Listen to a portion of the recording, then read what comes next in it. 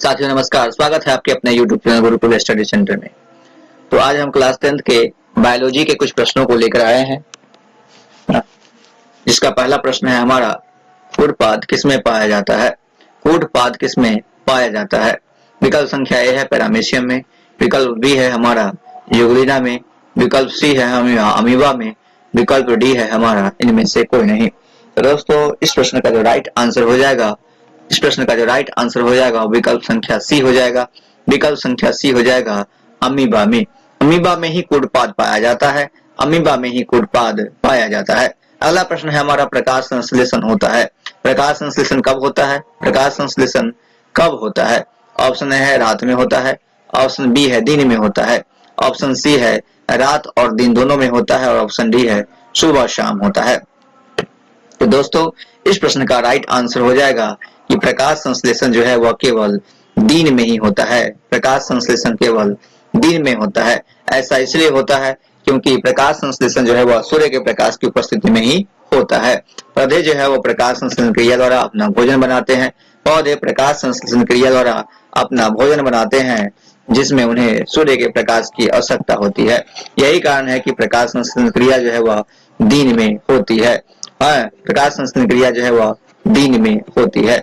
अगला क्वेश्चन है, क्लोरोफिल का वर्णक रंग क्या है? क्लोरोफिल का वर्णक रंग क्या है? क्लोरोफिल का वर्णक रंग क्या है? यानी कि कहने का मतलब है, प्रश्न ये कहा जा रहा है क्लोरोफिल का रंग कैसा होता है? ऑप्शन ए है हरा होता है, ऑप्शन बी है नीला होता है, ऑप्शन सी है लाल होता है या ऑप्शन डी है सफेद होता है। तो दोस्तों क्लोरोफिल का जो रंग जो होता है वह हरा होता है। क्लोरोफिल का जो रंग होता है वह हरा होता है, क्योंकि क्लोरोफिल की उपस्थिति में ही है ना, क्लोरोफिल की उपस्थिति के कारण ही पत्तियों का रंग हरा होता है। क्लोरोफिल की उपस्थिति के कारण ही पत्तियों का रंग हरा होता है ना। अगला क्वेश्चन है, रक्त में आयरन की कमी से होने वाला रोग कौन है? रक्त में आयरन की कमी से होने वाला रोग कौन है ना? ऑप्शन है टीबी, ऑप्शन बी है मधुमेह, ऑप्शन सी है एनीमिया, ऑप्शन डी है उच्च रक्तचाप। तो दोस्तों इस प्रश्न का राइट आंसर हो जाएगा विकल्प संख्या सी, यानी कि एनीमिया। रक्त में आयरन की कमी से एनीमिया रोग हो जाता है। एनीमिया रोग हो जाता है, ठीक है। रक्त में आयरन की कमी से एनीमिया रोग हो जाता है।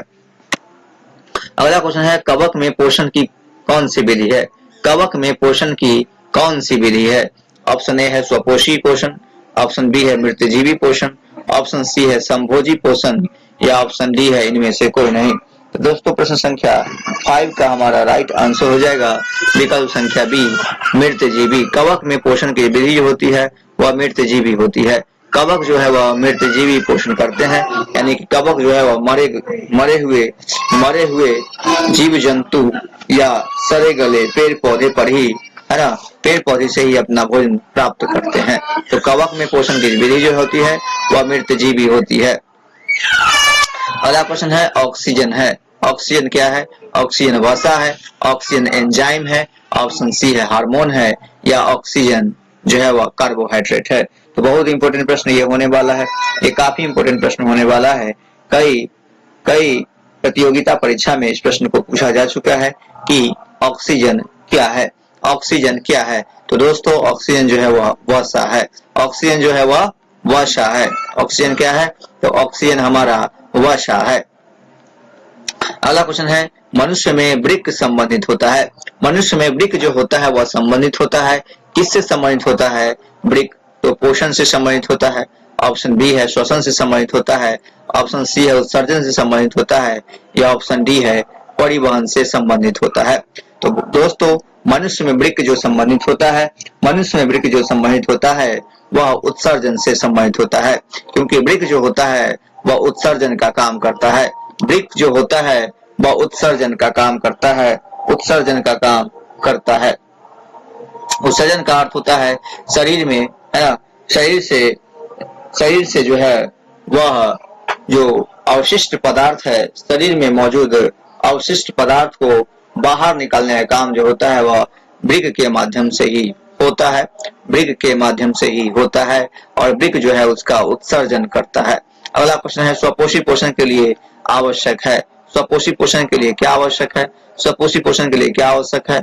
ऑप्शन है CO2 यानी कि कार्बन डाइऑक्साइड आवश्यक है, क्लोरोफिल यानी कि प्रकाश, क्लोरोफिल यानी कि पत्तियों के हरा रंग की आवश्यकता है, ऑप्शन सी है सूर्य के प्रकाश की आवश्यकता है, या ऑप्शन डी है इन सभी चीजों की आवश्यकता है। तो दोस्तों विकल्प संख्या डी इसका राइट आंसर हो जाएगा। विकल्प संख्या डी यानी कि स्वपोषी पोषण करने के लिए ये सभी चाहिए, सूर्य का प्रकाश भी चाहिए, क्लोरोफिल भी चाहिए और कार्बन डाइऑक्साइड भी चाहिए, क्योंकि एक पौधे को खाना बनाने के लिए कार्बन डाइऑक्साइड भी चाहिए, क्लोरोफिल भी चाहिए और सूर्य का प्रकाश भी चाहिए। इसके अलावा पौधे को खनिज लवण भी चाहिए, पौधे को खनिज लवण भी चाहिए। ठीक है, तो इस प्रश्न का राइट आंसर हो जाएगा विकल्प संख्या डी। अगला प्रश्न है हमारा, प्रकाश संश्लेषण क्रिया में ऑक्सीजन बाहर निकलता है। प्रकाश संश्लेषण क्रिया में ऑक्सीजन जो है वह बाहर निकलता है। किसके माध्यम से ऑक्सीजन बाहर निकलता है? तो जल के माध्यम से निकलता है, कार्बन डाइऑक्साइड के माध्यम से निकलता है, ग्लूकोज के माध्यम से निकलता है, या डिक्टियोजेम के माध्यम से निकलता है। तो दोस्तों प्रकाश संश्लेषण क्रिया में जो ऑक्सीजन बाहर निकलता है वह जल के माध्यम से निकलता है। और दोस्तों ये 2013 के वार्षिक परीक्षा में पूछा जा चुका है। यह सवाल जो है वह 2013 के वार्षिक परीक्षा में पूछा जा चुका है। यानी कि प्रकाश संश्लेषण क्रिया में ऑक्सीजन जो बाहर निकलता है वह जल के माध्यम से ही निकलता है। अगला क्वेश्चन है, मैग्नीशियम पाया जाता है। मैग्नीशियम पाया जाता है ना, यानी कहने का मतलब है क्वेश्चन पूछा जा रहा है कि मैग्नीशियम किस में पाया जाता है? तो क्लोरोफिल में, है ना, क्लोरोफिल में, लाल रक्त कण में, है ना, वर्णिक लवक में या श्वेत रक्त कण में। तो दोस्तों मैग्नीशियम कहाँ पाया जाता है? तो मैग्नीशियम पाया जाता है क्लोरोफिल में। मैग्नीशियम जो पाया जाता है वह क्लोरोफिल में पाया जाता है। और दोस्तों क्लोरोफिल जो होता है वह कहाँ पाया जाता है? तो पौधे के पत्तियों में जो होता है वह क्लोरोफिल पाया जाता है। क्लोरोफिल जो है वह पौधों की पत्तियों में पाया जाता है और क्लोरोफिल के कारण ही पौधे की पत्तियां जो होती है वह हरी होती है। क्लोरोफिल के कारण ही पौधे की पत्तियां जो होती है वह हरी होती है। अगला प्रश्न हमारा, विश्राम की अवस्था में मनुष्य का हृदय 1 मिनट में कितनी बार धड़कता है? तो दोस्तों इसका ऑप्शन है 72 बार, ऑप्शन बी है 80 बार, ऑप्शन सी है 60 बार और ऑप्शन डी है 90 बार। तो दोस्तों विश्राम की अवस्था में मनुष्य का हृदय 1 मिनट में जो धड़कता है, 1 मिनट में जो धड़कता है वह 72 बार धड़कता है। विश्राम की अवस्था में मनुष्य का शरीर 1 मिनट में 72 बार धड़कता है। अगला क्वेश्चन है, पौधों में जाइलम द्वारा पदार्थ का हस्तांतरण होता है।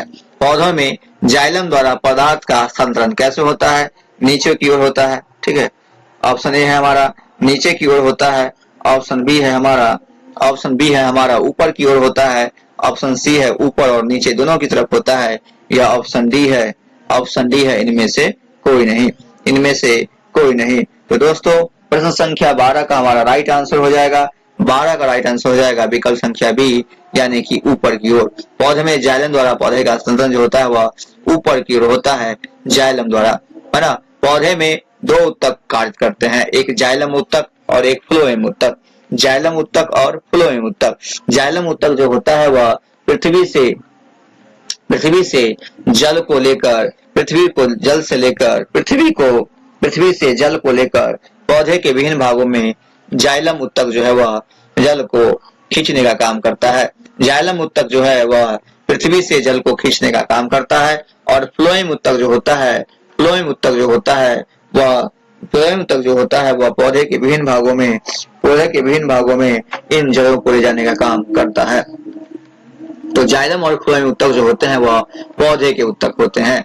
जाइलम और फ्लोएम ऊतक जो होता है वह पौधे के ऊतक होते हैं। और जाइलम ऊतक जो है वह दोस्तों जड़ में पाया जाता है। क्वेश्चन भी आता है कि जाइलम ऊतक कहाँ पाया जाता है? तो दोस्तों जाइलम ऊतक जो पाया जाता है वह जड़ों में पाया जाता है। जाइलम ऊतक जो पाया जाता है वह जड़ों में पाया जाता है। अगला क्वेश्चन है, मनुष्य में प्रमुख उत्सर्जी अंग कौन है?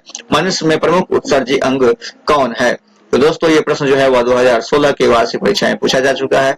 ऑप्शन है रक्त में, है ना। मनुष्य में प्रमुख उत्सर्जी अंग कौन है? रक्त है। ऑप्शन बी है स्वेदी ग्रंथि है, ऑप्शन सी है वृक्क ग्रंथि है, या ऑप्शन डी है अग्रनाशय। तो दोस्तों प्रश्न संख्या 13 का हमारा राइट आंसर हो जाएगा विकल्प संख्या सी, यानी कि वृक्क में मनुष्य में प्रमुख उत्सर्जी अंग जो है वह वृक्क होता है। मनुष्य में प्रमुख उत्सर्जी अंग जो होता है वह वृक्क ही होता है। अगला क्वेश्चन है वृक्क की क्रियात्मक इकाई निम्नलिखित में से कौन है? वृक्क की क्रियात्मक इकाई निम्नलिखित में से कौन है? ऑप्शन है कॉर्टेक्स है, ऑप्शन बी है नेफ्रॉन है, ऑप्शन सी है पेल्विस है, और ऑप्शन डी है मेडुला। वृक्क की क्रियात्मक इकाई जो है वह क्या है? वृक्क की क्रियात्मक इकाई कौन क्या है? तो दोस्तों वृक्क की क्रियात्मक इकाई जो है वह नेफ्रॉन है।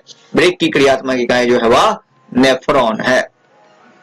ये काफी इंपोर्टेंट प्रश्न है ना। अगला प्रश्न है विभिन्न क्रियाओं के फलस्वरूप बने हानिकारक पदार्थों को शरीर से बाहर निकालने के तंत्र को क्या कहते हैं? विभिन्न क्रियाओं के फलस्वरूप बने हानिकारक पदार्थों को शरीर से बाहर निकालने के तंत्र को क्या कहते हैं? ऑप्शन ए है पाचन तंत्र कहते हैं, ऑप्शन बी है तंत्रिका तंत्र कहते हैं, ऑप्शन सी है परिसंचरण तंत्र कहते हैं, और ऑप्शन डी है उत्सर्जन तंत्र कहते हैं। तो दोस्तों प्रश्न संख्या 15 का हमारा राइट आंसर हो जाएगा उत्सर्जन तंत्र। विभिन्न क्रियाओं के फलस्वरूप बने हानिकारक पदार्थों को शरीर से बाहर निकालने के तंत्र को उत्सर्जन तंत्र कहते हैं। यह प्रश्न हम पहले ही बता चुके हैं कि शरीर से हानिकारक पदार्थों को बाहर निकालने का काम जो है वह उत्सर्जन तंत्र करता है। अगला प्रश्न है हमारा एक कृत्रिम वृक्क नाइट्रोजनी अपशिष्ट उत्पादों को रुधिर से किस क्रिया द्वारा निकालता है? ऑप्शन है पुनरावशोषण विधि द्वारा, ऑप्शन है निस्यंदन विधि द्वारा, ऑप्शन सी है आस्तर विधि द्वारा, और ऑप्शन डी है अपोहन की विधि द्वारा।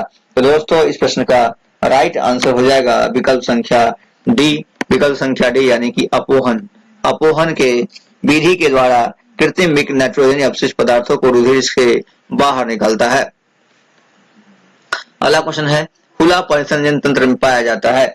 खुला परिसंचरण तंत्र जो है वह कहाँ पाया जाता है? मनुष्यों में, घोड़े में, कॉकरोच में, या स्त्री में? कहाँ पाया जाता है खुला परिसंचरण तंत्र? ये भी बहुत इंपोर्टेंट प्रश्न है। ये वार्षिक परीक्षा 2015 में पूछा जा चुका है। 2015 के बोर्ड की परीक्षा में यह प्रश्न पूछा जा चुका है। तो खुला परिसंचरण तंत्र जो है दोस्तों वह पाया जाता है, खुला परिसंचरण तंत्र जो पाया जाता है वह कॉकरोच में पाया जाता है। खुला परिसंचरण तंत्र जो है वह कॉकरोच में पाया जाता है। खुला परिसंचरण तंत्र जो है वह कॉकरोच में पाया जाता है। दोस्तों प्रश्न को बार बार पढ़ने से वह प्रश्न आपको याद हो जाता है, इसलिए प्रश्न को बार बार पढ़िए। मेरे साथ आप बार बार प्रश्नों को पढ़िए, बार बार वीडियो को देखिए। बार बार वीडियो को देखने से भी प्रश्न जो है वो आपको याद हो जाएगा, उत्तर के साथ आपको वह याद हो जाएगा। अगला क्वेश्चन है हरित लवक जो है वह पाया जाता है, कहाँ पाया जाता है? खंभोतक कोशिका में पाया जाता है, स्पंजी कोशिका में पाया जाता है, त्वचा कोशिका में पाया जाता है, या इनमें से कहीं नहीं पाया जाता है? दोस्तों हरित लवक जो पाया जाता है वह खंभोतक कोशिका में पाया जाता है। दोस्तों हरित लवक जो है वह खंभोतक कोशिका में पाया जाता है। हरित लवक खंभोतक कोशिका में पाया जाता है। अगला क्वेश्चन है हरे पौधे में पोषण की विधि कौन है? हरे पौधे में जो पोषण की विधि होती है वह कौन सी विधि है? ऑप्शन ए है प्राणी संभोजी पोषण, ऑप्शन बी है परपोषी पोषण, ऑप्शन सी है परजीवी पोषण, और ऑप्शन डी है स्वपोषी पोषण। तो दोस्तों हरे पौधे अपना भोजन स्वयं बनाते हैं, इसीलिए इस प्रकार के हरे पौधे में पोषण की विधि जो होती है वह स्वपोषी पोषण होता है, क्योंकि वैसा पोषण जिसमें कोई भी जीव है ना स्वयं अपना भोजन बनाता है स्वपोषी पोषण कहलाता है। तो पौधे जो है वह स्वपोषी पोषण करता है, क्योंकि पौधे जो है वह अपने लिए स्वयं भोजन बनाता है, और पौधे जो भोजन बनाते हैं वह प्रकाश संश्लेषण क्रिया के द्वारा भोजन बनाते हैं। पौधे प्रकाश संश्लेषण क्रिया द्वारा अपना भोजन बनाते हैं, जिसके लिए उन्हें कच्ची सामग्री के रूप में सूर्य का प्रकाश, कार्बन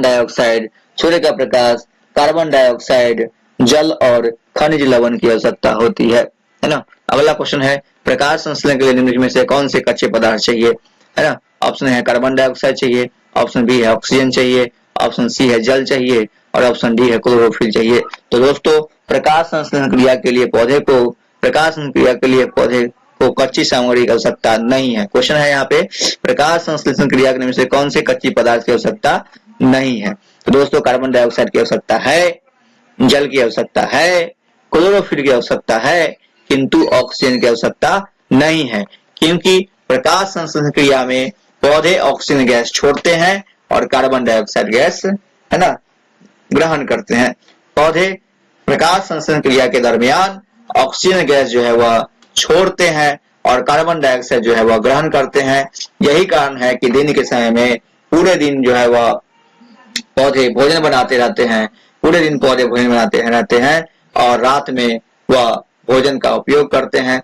इसी कारण पौधे जो है वह दिन में कार्बन डाइऑक्साइड गैस ग्रहण करते हैं और रात में जो है वह ऑक्सीजन जो है वह ग्रहण करते हैं। इसलिए कहा गया है कि पौधे के नजदीक हमें रात में नहीं सोना चाहिए, क्योंकि पौधे जो है वह रात में कार्बन डाइऑक्साइड गैस जो है वह बाहर रिलीज करते हैं और हमारे स्वास्थ्य के लिए ऑक्सीजन गैस आवश्यक है, कार्बन डाइऑक्साइड गैस आवश्यक नहीं है। अगला क्वेश्चन है हमारा अगला क्वेश्चन है कि शरीर में सबसे छोटी रक्त वाहिनी कौन है। शरीर में सबसे छोटी रक्त वाहिनी कौन है। ऑप्शन ए है धमनी है, ऑप्शन बी है कोशिकाएं हैं, ऑप्शन सी है शिरा है, ऑप्शन डी है वेनाई केव है। दोस्तों प्रश्न संख्या 21 का हमारा राइट आंसर हो जाएगा विकल्प संख्या डी। शरीर में सबसे छोटी रक्त वाहिनी जो है वह वेना केव है। शरीर में सबसे छोटी रक्त वाहिनी का जो है वह वेना केव है। अगला क्वेश्चन है पौधों में रसारोहण होता है। पौधे में रसारोहण जो होता है वह कैसे होता है। ऑप्शन ए है कैम्ब्रियन के माध्यम से होता है, ऑप्शन बी है कार्टेक्स के माध्यम से होता है, ऑप्शन सी है जाइलम के माध्यम से होता है, ऑप्शन डी है फ्लोएम के माध्यम से होता है। तो पौधे में रसारोहण जो होता है वह फ्लोएम के माध्यम से होता है। पौधे में रसारोहण जो होता है वह फ्लोएम के माध्यम से होता है। फ्लोएम के माध्यम से ही पौधे में रसारोहण होता है। अगला क्वेश्चन है शैविक का स्राव किया जाता है। शैविक का स्राव जो है वह कहाँ से होता है। लाल ग्रंथियों के द्वारा होता है, छोटी आंत के द्वारा होता है, अग्रनाशय के द्वारा होता है या यकृत के द्वारा होता है। तो दोस्तों प्रश्न संख्या 23 का हमारा राइट आंसर हो जाएगा विकल्प संख्या बी छोटी आंत के द्वारा। शैविक का स्राव जो होता है वह छोटी आंत के द्वारा होता है। शैविक का जो स्राव होता है वह छोटी आंत के द्वारा ही होता है। अगला क्वेश्चन है कार्बन के स्वांगीकरण के लिए ऊर्जा का स्रोत क्या है। कार्बन के स्वांगीकरण के लिए ऊर्जा का स्रोत क्या है। ऑप्शन ए है कार्बन डाइऑक्साइड है, ऑप्शन बी है क्लोरोफिल है, ऑप्शन सी है सूर्य का प्रकाश है और ऑप्शन डी है जल है। तो कार्बन के स्वांगीकरण के लिए जो है वह सूर्य का प्रकाश आवश्यक है। पौधे के स्वांगीकरण के लिए सूर्य का प्रकाश जो है वह आवश्यक है। हमारा अगला प्रश्न है प्रकाश संश्लेषण क्रिया के लिए एक उत्पाद क्या है। यानी कहने का मतलब है प्रकाश संश्लेषण क्रिया में जो पौधे उत्पादन करते हैं वो क्या उत्पादन करते हैं। पानी उत्पादन करते हैं, दूध उत्पादन करते हैं, ग्लूकोज उत्पादन करते हैं या लवक उत्पादन करते हैं। तो दोस्तों 25 का हमारा राइट आंसर हो जाएगा ग्लूकोज। पौधे प्रकाश संश्लेषण क्रिया पे जो पौधे का उत्पाद है वह ग्लूकोज है। पौधे का उत्पाद जो है वह ग्लूकोज है। क्वेश्चन ये भी आता है कि पौधे भोजन के रूप में क्या ग्रहण करते हैं। पौधे भोजन के रूप में क्या ग्रहण करते हैं। तो पौधे भोजन के रूप में ग्लूकोज को ग्रहण करते हैं। पौधे भोजन के रूप में ग्लूकोज को ही ग्रहण करते हैं। अगला प्रश्न है मानव हृदय में पाए जाते हैं। मानव हृदय में क्या पाए जाते हैं। 3 वैश्म पाए जाते हैं, 4 वैश्म पाए जाते हैं, 5 वैश्म पाए जाते हैं या 2 वैश्म पाए जाते हैं। ये काफी इंपोर्टेंट प्रश्न है। तो मानव हृदय में जो कोष्ठकों की संख्या होती है यानी कि वैश्मों की संख्या होती है वह 4 होती है। मानव में 4 वैश्म पाए जाते हैं यानी कि 2 अलिंद और 2 निलय। 2 अलिंद और 2 निलय पाया जाता है। मानव हृदय में 4 कोष्ठक होते हैं जिसमें 2 अलिंद होते हैं और 2 निलय होते हैं। अगला क्वेश्चन है मानव रक्त के 100 ml में उपस्थित यूरिया की सामान्य मात्रा कितनी होती है। मानव रक्त में 100 ml में मानव खून के 100 ml में यूरिया की मात्रा कितनी होती है? ऑप्शन ए होता है 50 मिलीग्राम होती है, 20 मिलीग्राम होती है, 30 मिलीग्राम होती है या 40 मिलीग्राम होती है। तो दोस्तों 27 का हमारा राइट आंसर हो जाएगा विकल्प संख्या बी। विकल्प संख्या बी हो जाएगा, यानी कि 20 मिलीग्राम होती है।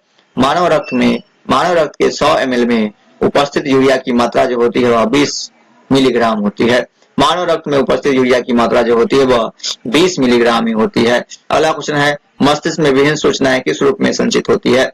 मनुष्य में जो सूचनाएं संचित होती है वह किस रूप में होती है? चेतना के रूप में संचित होती है, आवेग के रूप में संचित होती है, उद्दीपन के रूप में संचित होती है या संवेदना के रूप में संचित होती है? तो दोस्तों 28 का हमारा राइट आंसर हो जाएगा विकल्प संख्या सी। विकल्प संख्या सी इसका राइट आंसर हो जाएगा। 28 का हमारा राइट आंसर हो जाएगा विकल्प संख्या डी सी, यानी कि उद्दीपन के रूप में। मस्तिष्क में विभिन्न सूचनाएं जो होती है वह उद्दीपन के रूप में संचित होती है। अगला क्वेश्चन है, ब्रिक के संरचनात्मक और क्रियात्मक इकाई को क्या कहते हैं? ब्रिक के संरचनात्मक और क्रियात्मक इकाई को क्या कहते हैं? ऑप्शन है ग्लोमेरुलस कहते हैं, ऑप्शन बी है बोमेन संपुट कहते हैं, ऑप्शन सी है मूत्रवाहिनी कहते हैं या ऑप्शन डी है नेफ्रॉन कहते हैं। ऑप्शन डी है नेफ्रॉन कहते हैं। तो 29 का हमारा राइट आंसर हो जाएगा विकल्प संख्या डी। ब्रिक के संरचनात्मक और क्रियात्मक इकाई को नेफ्रॉन कहते हैं। ब्रिक के संरचनात्मक और क्रियात्मक इकाई को नेफ्रॉन कहते हैं।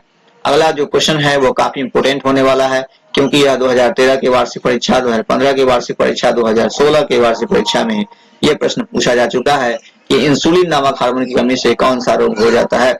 इंसुलिन का नामक हार्मोन की कमी से कौन सा रोग हो जाता है? ऑप्शन है उच्च रक्तचाप यानी कि high blood pressure, option B है मधुमेह, है ना, मधुमेह यानी कि चीनी की बीमारी, ऑप्शन सी है घेंघा रोग, है ना, गलघोंटू घेंघा रोग, ऑप्शन डी है बौनापन। तो दोस्तों इंसुलिन की कमी से जो हो जाता है, इंसुलिन की कमी से जो हो जाता है वह हो जाता है मधुमेह यानी कि चीनी की बीमारी हो जाता है। इंसुलिन की कमी से मधुमेह हो जाती है, इसलिए जो मधुमेह के रोगी होती है, जो मधुमेह के रोगी होते हैं उनकी चिकित्सा इंसुलिन का इंजेक्शन देकर किया जाता है। इंसुलिन के इंजेक्शन का देकर, इंसुलिन का इंजेक्शन देकर मधुमेह के रोगियों की चिकित्सा किया जाता है। ये भी प्रश्न आता है कि इंसुलिन के रोगियों को, मधुमेह के रोगियों की चिकित्सा इंसुलिन का हार्मोन देकर क्यों किया जाता है? इसका राइट आंसर हो जाएगा क्योंकि उनके शरीर में इंसुलिन की कमी हो जाती है, उनके शरीर में इंसुलिन की कमी हो जाती है। यही कारण है कि मधुमेह के रोगियों को चिकित्सा इंसुलिन का हार्मोन देकर किया जाता है, इंसुलिन का इंजेक्शन देकर किया जाता है। अगला क्वेश्चन है, वाष्पीकरण कैसी प्रतिक्रिया है? वाष्पोत्सर्जन कैसी प्रतिक्रिया है? शारीरिक प्रतिक्रिया है, भौतिक प्रतिक्रिया है, रासायनिक प्रतिक्रिया है या प्राकृतिक प्रतिक्रिया है? दोस्तों 31 का हमारा राइट आंसर हो जाएगा, 31 का राइट आंसर हो जाएगा भौतिक प्रतिक्रिया है। वाष्पोत्सर्जन जो होता है वह भौतिक प्रतिक्रिया होती है, वाष्पोत्सर्जन भौतिक प्रतिक्रिया होती है। अगला क्वेश्चन है, पादप में फ्लोएम संवाहक होता है। पादप में फ्लोएम उत्तक जो होता है वह संवाहक होता है किसका? यानी कि फ्लोएम जो है वह क्या करता है? भोजन का संग्रहण करता है, अमीनो अम्ल का संवाहक करता है, जल का संवहन करता है या कार्बन डाइऑक्साइड का संवहन करता है? दोस्तों 32 का राइट आंसर हो जाएगा विकल्प संख्या बी, यानी कि भोजन। पादप में फ्लोएम संवाहक जो होता है वह भोजन का संवाहक होता है, क्योंकि पादप में फ्लोएम उत्तक जो होता है वह भोजन को शरीर के विभिन्न भागों में ले जाने का काम करता है। भोजन को शरीर के विभिन्न भागों में ले जाने का काम जो है वह फ्लोएम उत्तक का ही होता है। आगे है, लार में निम्नलिखित में से कौन सा एंजाइम पाया जाता है? लार में कौन सा एंजाइम पाया जाता है? काफी इंपोर्टेंट है। लाइपेज पाया जाता है, गैस्ट्रीन पाया जाता है, टाइलिन पाया जाता है, पेप्सिनोजेन पाया जाता है? तो दोस्तों 33 का राइट आंसर हो जाएगा टाइलिन। लार में जो होता है वह टाइलिन नामक एंजाइम पाया जाता है। लार में टाइलिन नामक एंजाइम पाया जाता है। अगला क्वेश्चन है, अग्रनाशय रस में निम्नलिखित में से कौन एंजाइम पाया जाता है? अग्रनाशय रस में कौन सा एंजाइम पाया जाता है? ऑप्शन है एमाइलेज एवं मल्टोज, ऑप्शन बी है रेनिन, ऑप्शन सी है टाइलिन और ऑप्शन डी है पेप्टिडेजेजन। अग्रनाशय रस में जो हार्मोन साबित होता है, अग्रनाशय रस से जो हार्मोन साबित होता है उसका नाम है एमाइलेज एवं मल्टोज। एमाइलेज एवं मल्टोज जो है वह अग्रनाशयी के रस से जो है वह एंजाइम पाया जाता है। अग्रनाशयी रस जो है वह निम्नलिखित में से कौन एंजाइम पाया जाता है? अग्नाशयी रस में जो एंजाइम पाया जाता है वह एमाइलेज और मल्टोज पाया जाता है। अग्नाशयी रस में एमाइलेज और मल्टोज नामक एंजाइम पाया जाता है। अगला क्वेश्चन है, भोजन का मुख्य रूप से अवशोषण होता है। भोजन का अवशोषण कहाँ होता है? आमाशय में होता है, पक्वाशय में होता है, बड़ी आंत में होता है या इलियम में होता है? तो दोस्तों 35 का हमारा राइट आंसर हो जाएगा विकल्प संख्या डी, इलियम में। भोजन का मुख्य रूप से अवशोषण जो होता है, भोजन का मुख्य रूप से अवशोषण जो होता है वह इलियम में होता है। भोजन का मुख्य रूप से अवशोषण जो होता है वह इलियम में होता है। भोजन का मुख्य रूप से अवशोषण इलियम में ही होता है। अगला क्वेश्चन है, प्रकाश संश्लेषण क्रिया के लिए उत्पाद कौन है? प्रकाश संश्लेषण क्रिया के लिए उत्पाद कौन है? ऑप्शन ए है प्रकाश संश्लेषण क्रिया के लिए प्रोटीन उत्पाद है। ऑप्शन बी है कार्बोज उत्पाद है। ऑप्शन सी है विटामिन उत्पाद है या ऑप्शन डी है वसा उत्पाद है। प्रकाश संश्लेषण क्रिया के लिए जो उत्पाद है वह क्या है? प्रकाश संश्लेषण क्रिया के जो उत्पाद है वह क्या है? तो दोस्तों 36 का हमारा राइट आंसर हो जाएगा विकल्प संख्या बी, कार्बोज।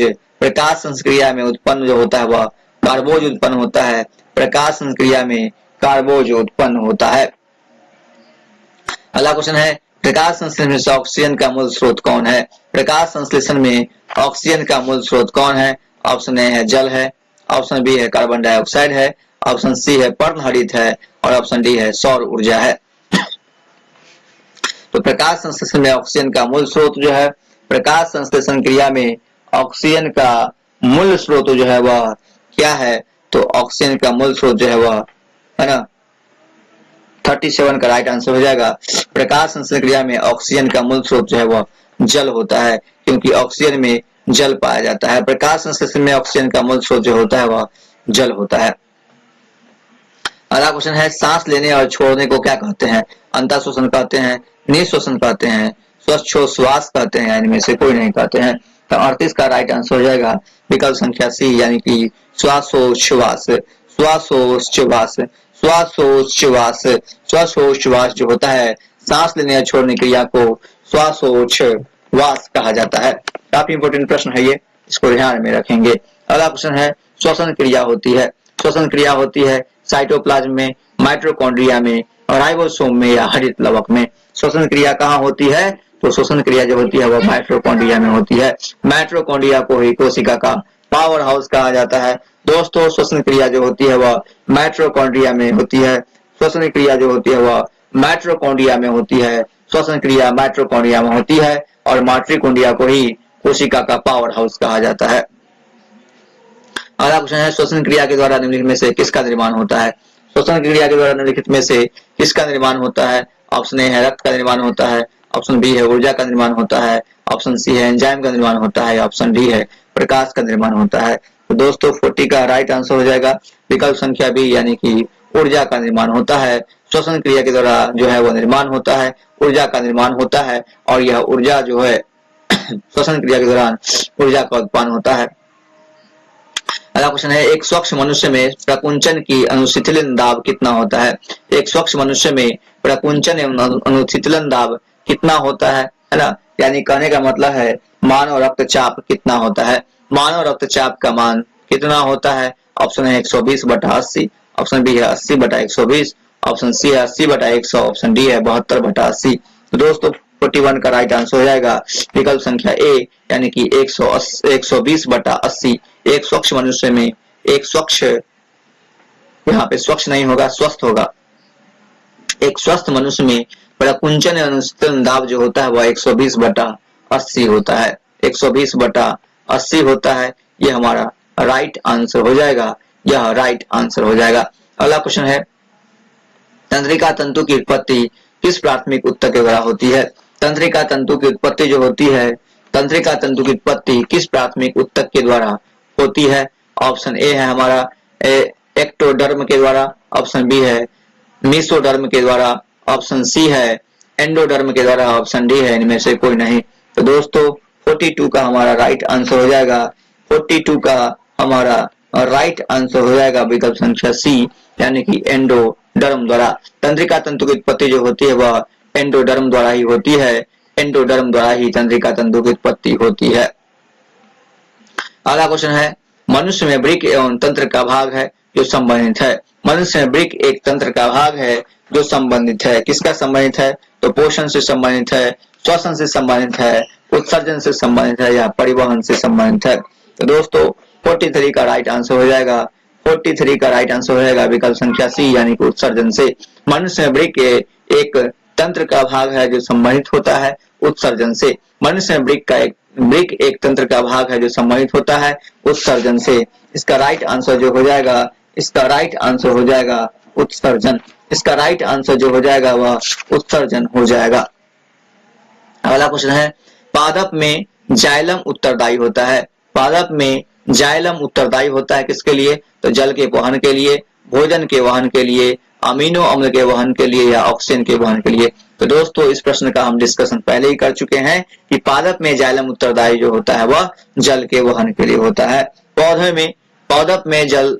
पादप यानी कि पौधे में जाइलम युक्तक जो होता है वह उत्तरदायी होता है किसके लिए? जल के वहन के लिए, क्योंकि जल जो है वह विभिन्न भागों में वह जाइलम उत्तक ले जाता है और भोजन जो होता है वह फ्लोएम उत्तक ले जाता है।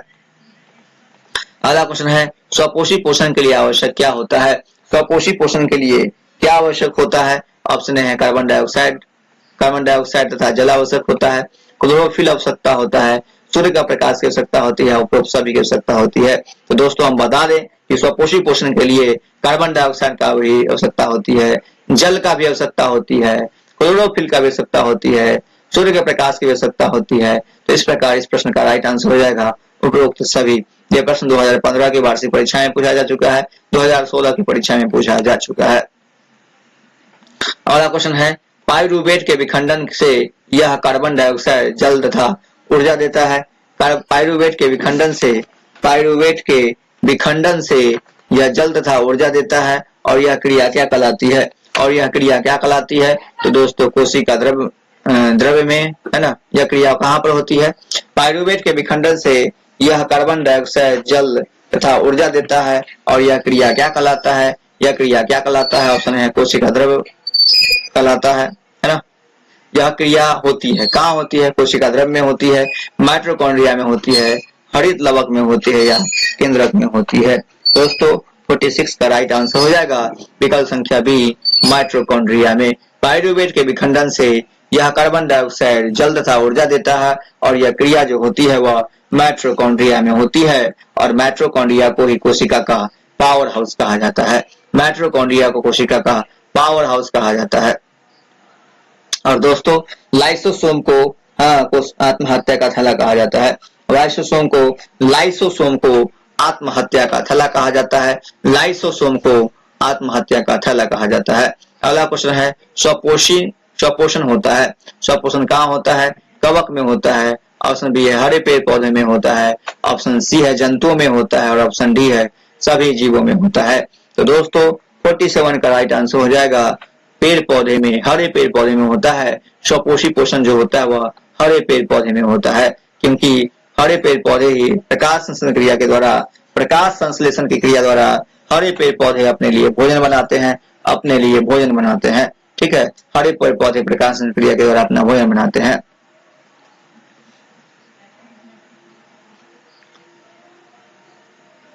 हमारा अगला प्रश्न है 48 का हमारा प्रश्न है, इनमें से कौन प्रकाश संश्लेषी अंगक है? इनमें से कौन प्रकाश संश्लेषी अंग है? यानी कि प्रकाश संश्लेषण के लिए कौन सा अंग उत्तरदायी है? पत्ती उत्तरदायी है, हरित लवक उत्तरदायी है, ग्राना उत्तरदायी है या स्टोमाटा उत्तरदायी है? ये कौन उत्तरदायी है? तो दोस्तों 48 का हमारा राइट आंसर हो जाएगा। 48 का हमारा राइट आंसर हो जाएगा, इनमें से कौन प्रकाश संश्लेषण अंगक है? कौन प्रकाश संश्लेषण अंगक है? तो 48 का राइट आंसर हो जाएगा हरित लवक। हरित लवक जो होती है वह प्रकाश संश्लेषी अंग है। हरित लवक जो है वह प्रकाश संश्लेषी अंग है। हरित लवक जो है वह प्रकाश संश्लेषी अंग। अगला क्वेश्चन है, निम्नलिखित में से कौन सी क्रिया सभी जीवों के लिए अनिवार्य है? कौन सी क्रिया जो है वह सभी जीवों के लिए अनिवार्य है? ऑप्शन है प्रकाश संश्लेषण क्रिया सभी जीवों के लिए अनिवार्य है। ऑप्शन बी है हमारा वाष्पोत्सर्जन जो है वह सभी जीवों के लिए अनिवार्य है। ऑप्शन सी है श्वसन जो है वह सभी जीवों के लिए अनिवार्य है और ऑप्शन डी है चलन जो है वह सभी जीवों के लिए अनिवार्य है। तो दोस्तों 49 का हमारा राइट आंसर हो जाएगा विकल्प संख्या सी, यानी कि श्वसन। श्वसन सभी जीवों के लिए अनिवार्य है, क्योंकि बिना श्वसन के लिए कोई भी जीवधारी जीवित नहीं रह सकता है। कोई भी जीवधारी को जीवित रहने के लिए श्वसन आवश्यक होता है, श्वसन आवश्यक होता है। अगला है कोशिका झिल्ली किस प्रकार की झिल्ली होती है। कोशिका झिल्ली जो होती है वह किस प्रकार की झिल्ली होती है। ऑप्शन ए है पारगम्य झिल्ली होती है, ऑप्शन बी है अपारगम्य झिल्ली होती है, ऑप्शन सी है अर्ध पारगम्य झिल्ली होती है, और ऑप्शन डी है इनमें से कोई नहीं होती है। तो कोशिका झिल्ली जो होती है वह है अर्ध पारगम्य झिल्ली होती है। कोशिका झिल्ली जो होती है वह अर्ध पारगम्य झिल्ली होती है।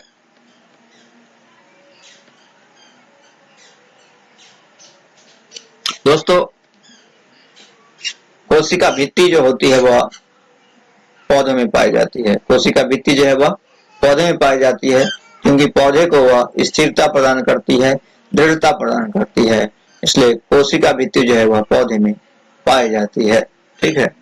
कोशिका झिल्ली जो होती है वह अर्ध पारगम्य झिल्ली होती है। ये क्वेश्चन काफी इंपोर्टेंट है, इसको भी लगा लीजिएगा। ठीक है। अगला क्वेश्चन है इष्ट किस वर्ग का एक कोशिकीय जीव है। इष्ट जो है वह किस वर्ग का एक कोशिकीय जीव है। ऑप्शन ए है शैवाल वर्ग का एक कोशिकीय जीव है, ऑप्शन बी है कवक वर्ग का एक कोशिकीय जीव है, ऑप्शन सी है जीवाणु वर्ग का एक कोशिकीय जीव है, या ऑप्शन डी है इनमें से कोई नहीं। तो दोस्तों 51 का हमारा राइट आंसर हो जाएगा विकल्प संख्या बी, यानी कि कवक। इष्ट जो है वह कवक वर्ग का एक कोशिकीय जीव है। इष्ट जो है वह कवक वर्ग का एक कोशिकीय जीव होता है। हमारा अगला प्रश्न है दही के जमने में से कौन सी क्रिया होती है। दही के जमने वाली क्रिया क्या कहलाती है। अपघटन कहलाती है, प्रकाश संश्लेषण कहलाती है, किण्वन कहलाती है, या उत्सर्जन कहलाती है। तो दोस्तों 52 का राइट आंसर हो जाएगा 52 का राइट आंसर हो जाएगा विकल्प संख्या सी, यानी कि किण्वन। दही के जमने के लिए क्रिया को क्या कहते हैं, तो किण्वन कहते हैं। दही के जमने क्रिया को किण्वन कहा जाता है। ये काफी इंपोर्टेंट है, यह 2015 के एग्जामिनेशन में पूछा जा चुका है यह प्रश्न। अगला प्रश्न है श्वसन क्रिया के दौरान निम्नलिखित में से श्वसन क्रिया के दौरान कितने प्रतिशत ऊर्जा ताप के रूप में निष्कासित होता है। श्वसन के दौरान कितने प्रतिशत ऊर्जा जो है वह है ना ताप के रूप में जो है वह निष्कासित हो जाता है। ऑप्शन ए है 20%, ऑप्शन बी है 40%, ऑप्शन सी है 60% और ऑप्शन डी है 80%। दोस्तों 53 का राइट आंसर हो जाएगा 53 का राइट आंसर हो जाएगा हमारा विकल्प संख्या ए, यानी कि 20%, है ना। 20% जो है वह श्वसन क्रिया के दौरान 20% ऊर्जा जो है वह ताप के रूप में निष्कासित हो जाती है। श्वसन की क्रिया के दौरान 20% ऊर्जा जो है वह ताप के रूप में निष्कासित हो जाती है। अगला क्वेश्चन है रक्षी कोशिकाएं कहाँ पाई जाती है। रक्षी कोशिकाएं कहाँ पाई जाती है। ऑप्शन ए है जड़ में पाई जाती है, ऑप्शन बी है पत्तियों में पाई जाती है, ऑप्शन सी है फूलों में पाई जाती है, और ऑप्शन डी है फलों में पाई जाती है। रक्षी कोशिका जो पाई जाती है वह पत्तियों में पाई जाती है। पत्तियों में पाई जाती है। तो 54 का राइट आंसर हो जाएगा हमारा पत्तियों में। रक्षी कोशिका जो है वह पत्तियों में पाई जाती है।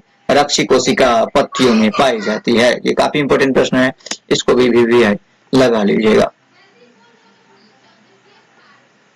हमारा अगला प्रश्न है प्रकाश संश्लेषण द्वारा किसकी प्राप्ति होती है। प्रकाश संश्लेषण के द्वारा किसकी प्राप्ति होती है। ऑप्शन है वसा की प्राप्ति होती है, ऑप्शन बी है प्रोटीन की प्राप्ति होती है, ऑप्शन सी है ग्लूकोज की प्राप्ति होती है, और ऑप्शन डी है प्रकाश की प्राप्ति होती है। तो दोस्तों 55 का राइट आंसर हो जाएगा ग्लूकोज की। प्रकाश संश्लेषण क्रिया के द्वारा जो प्राप्ति होती है वह ग्लूकोज की प्राप्ति होती है, क्योंकि ग्लूकोज ही पेड़ पौधे का भोजन होता है। ग्लूकोज ही पेड़ पौधे का भोजन होता है, इसलिए प्रकाश क्रिया में जो प्राप्ति होती है वह ग्लूकोज की प्राप्ति होती है। ग्लूकोज की प्राप्ति होती है। ग्लूकोज की प्राप्ति होती है। दोस्त ये चैप्टर नंबर 1 जो है हमारा जैव प्रक्रम, ये इसका लास्ट क्वेश्चन है। जैव प्रक्रम जो है इसका लास्ट क्वेश्चन है। वह इसके बाद चैप्टर नंबर 2 स्टार्ट होगा, जिसे हम अगले दिन खत्म करेंगे। अगले दिन इसको खत्म करेंगे। तो अगला प्रश्न है हमारा 56 का, वह कौन सा प्रक्रम है। वह कौन सा प्रक्रम है जिसके द्वारा शरीर में ऊर्जा का उत्पादन होता है? वह कौन सा प्रक्रम है जिसके द्वारा शरीर में ऊर्जा का उत्पादन होता है? ऑप्शन ए है श्वसन, ऑप्शन बी है पोषण, ऑप्शन सी है उत्सर्जन और ऑप्शन डी है उत्तेजनशीलता। उत्तेजनशीलता, तो वह कौन सा प्रक्रम है जिसके द्वारा शरीर में ऊर्जा का उत्पादन होता है? तो ऑप्शन है श्वसन, पोषण, उत्सर्जन और उत्तेजनशीलता। तो दोस्तों 56 का राइट आंसर हो जाएगा, 56 का राइट आंसर हो जाएगा विकल्प संख्या ए यानी कि श्वसन। श्वसन जो है वह कौन सा प्रक्रम है जिसके द्वारा शरीर में ऊर्जा का उत्पादन होता है? तो दोस्तों श्वसन के द्वारा शरीर में ऊर्जा का उत्पादन होता है, श्वसन के द्वारा शरीर में ऊर्जा का उत्पादन होता है। तो आज के लिए बस इतना ही। Thanks for watching our videos, thanks for watching our YouTube channel. ठीक है, please like, share, subscribe our YouTube channel.